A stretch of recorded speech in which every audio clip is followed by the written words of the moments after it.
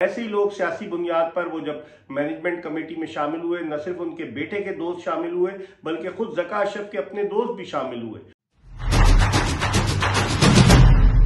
बिस्मिल्लाहिर्रहमानिर्रहीम, अस्सलाम वालेकुम। अपने YouTube चैनल MIB स्पोर्ट्स पर मैं हूं मिर्जा इकबाल बेग। पीसीबी की मैनेजमेंट कमेटी के चेयरमैन ज़का अशरफ का 5.5 माह से जायद अरसे का टेन्योर आज अपने इख्तिताम को पहुंचा, जब उन्होंने इस्तीफा देने का फैसला किया और ये वजह बताई कि हुकूमत उन्हें काम नहीं करने दे रही। ज़का अशरफ को आईपीसी मिनिस्ट्री की जानिब से जो खत जारी हुआ था, 5 जुलाई को नजम सेठी की जगह पीसीबी की मैनेजमेंट कमेटी का चेयरमैन बनाया गया था। 7 जुलाई को ज़का अशरफ ने गद्दाफी स्टेडियम लाहौर में अपने ओहदे का चार्ज संभाला था, लेकिन इस दौरान वो पाकिस्तान क्रिकेट की बेहतरी के लिए इकदाम करने के बजाय पाकिस्तान क्रिकेट को एक ऐसी गहरी खाई में छोड़कर चले गए कि जहां से निकलना मुश्किल होगा। ज़का अशरफ के दौर में पाकिस्तानी क्रिकेट टीम की कारकर्दगी सबके सामने है। पाकिस्तान एशिया कप के फाइनल में भी नहीं पहुंच सका। वर्ल्ड कप में पाकिस्तान की कारकर्दगी बड़ी मायूस कुन रही, सेमीफाइनल के लिए भी क्वालिफाई नहीं कर सका। फिर ऑस्ट्रेलिया के खिलाफ टेस्ट सीरीज 3-0 से हारा,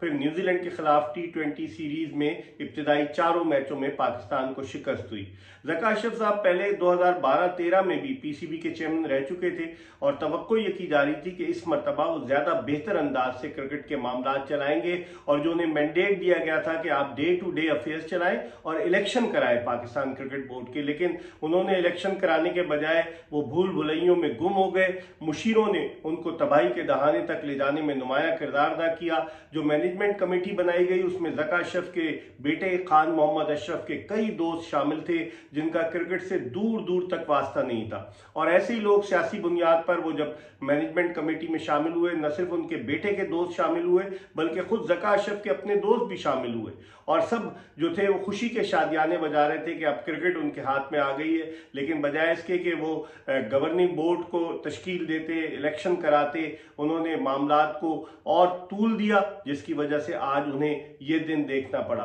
ज़का अशरफ के साहबजादे के हवाले से कहा यह जा रहा है कि सारे शॉट्स खान मोहम्मद अशरफ खेल लेते, बल्कि बाज़ औक़ात तो वो पाकिस्तान क्रिकेट बोर्ड के दफ्तर में भी नजर आते थे। जब बहुत ज्यादा उन्हें तनकीद हुई तो फिर उसके बाद उन्होंने आना बंद कर दिया, लेकिन पसे पर्दा रहकर लाहौर कैंट में वाक़ अपने घर से सारे शॉट्स खान मोहम्मद अशरफ खेल रहे थे। फिर ज़का अशरफ के दौर पर अगर आप नजर डालें तो आप देखें कि उनके दौर में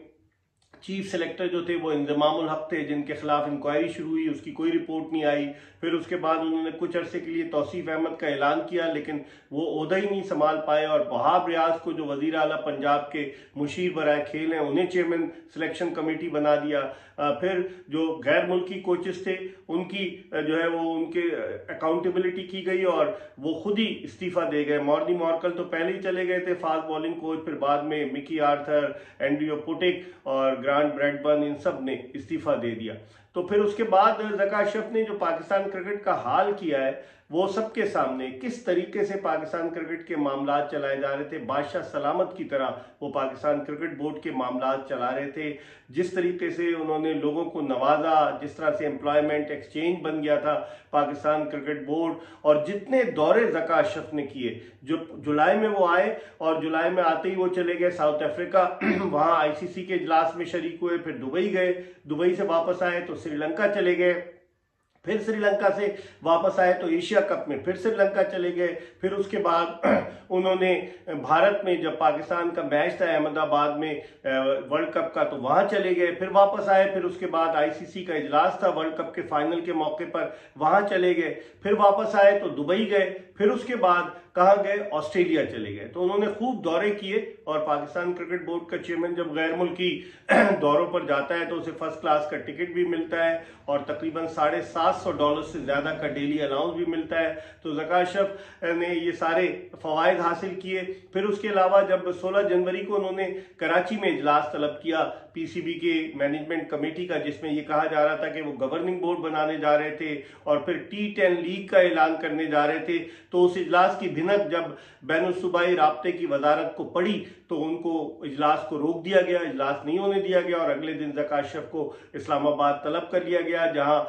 बैनुल-सूबाई राब्ते के वफाकी वजीर फवाद हसन फवाद ने, जो बड़े जबरदस्त ब्यूरोक्रेट रहे, उन्होंने सरजनिश की और ज़का अशरफ से पूछा कि आप ये सारे मामला क्यों चला रहे हैं, जब जबकि आपको आईपीसी मिनिस्ट्री की जानिब से 12 खतूत लिखे गए हैं कि आप डे टू डे अफेयर्स देखें। और उस वक्त शाह खावर भी मौजूद थे कि जो साबिक जज भी रहे हैं और इस वक्त पीसीबी के चीफ इलेक्शन कमिश्नर रहे। तो अब ज़का अशरफ के जाने के बाद, क्योंकि उन्होंने गवर्निंग बोर्ड के ओहदे से भी इस्तीफा दे दिया है, तो अभी कायम मुकाम चेयरमैन होंगे शाह खावर। और लगता यही है कि गवर्निंग बोर्ड में ज़का अशरफ की जगह एक और तकर्रुरी की जाएगी और फिर उसके बाद पाकिस्तान क्रिकेट बोर्ड का गवर्निंग बोर्ड मुकम्मल तौर से तश्कील देकर पाकिस्तान क्रिकेट बोर्ड के नए चेयरमैन का इंतखाब अमल में आएगा। कई लोग आस लगाए बैठे थे और लगता यही है कि ज़का अशरफ और नजम सेठी की जो आपस की चपकलिश थी कि एक दूसरे को पछाड़ने की, वो चपकलिश अब बज़ाहिर अपने इख्तिताम को पहुंच गई, क्योंकि लगता यही है कि नजम सेठी साहब भी अब उस दौर में शामिल नहीं है जो चेयरमैन की हो, क्योंकि